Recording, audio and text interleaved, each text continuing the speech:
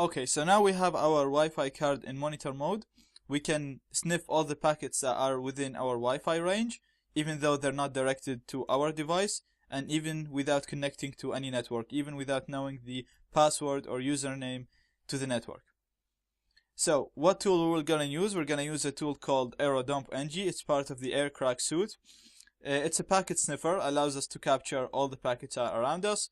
We can run it against all the networks around us, so we'll collect any packet that are within our Wi-Fi range, or we can run it against a certain AP or access point, so we'll only be collecting packets that are coming from a certain Wi-Fi network. We'll see how we run the program first. First, you need your Wi-Fi card in monitor mode. I have it now in monitor mode, and the name of the Wi-Fi card in monitor mode, it's WLAN 0.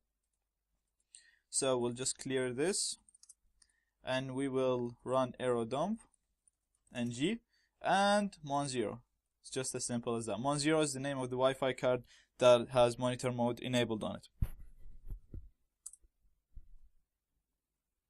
And now you can see it's starting to list all the networks around us.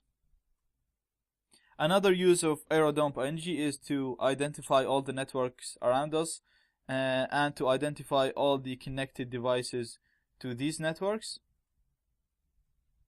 So I'm just gonna Control C now to stop sniffing, and we'll just have a quick look now. All the packets that we sniffed now, we didn't save them anywhere, so there was really no point of analyzing the packets, because we just ran it against all the access points around us to see what networks are around us and what they and gather information about these networks. So you can see like there is quite a good bit of networks around me.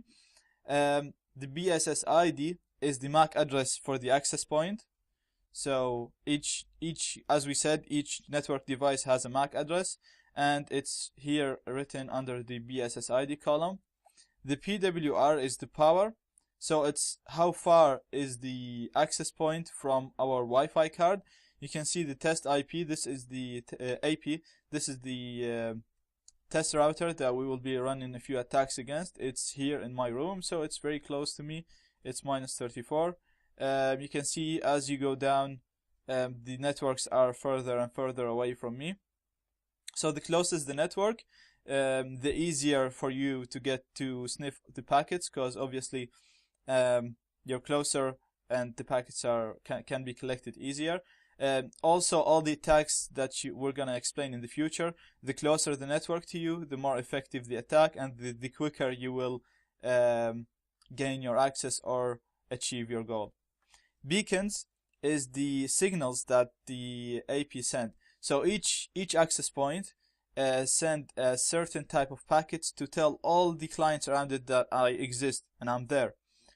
So even if the network was hidden, it will still send these beacons to tell everyone around that network is, I'm here, I'm an AP, I have my BSS ID to be this, and I'm running on this information. So this is the number of beacons that each access point is sending. The data is the number of useful packets that we have sniffed. We'll talk about this later when we start talking about decrypting web encryption. So we'll just leave this for now. S is the number of data packets that we have collected in the past 10 seconds. So as you can see, we have 0 here, so 0 data packets in the past 10 seconds. Channel is the number of channel that the access point is broadcasting on. So each access point broadcasts on a certain channel. This is used so that there is no interference between access points that are beside each other. So say for example, I have an access point here, and like 5 meters from me there's another access point. If both of them are running on the same channel, there will be interference between those two access points, and the signal between them will be shorter. So the range of those access points will be shorter. So we use different channels so that there is no interference between the packets that are sent in the air. MB is the maximum speed supported by this access point, so it can go up to 54.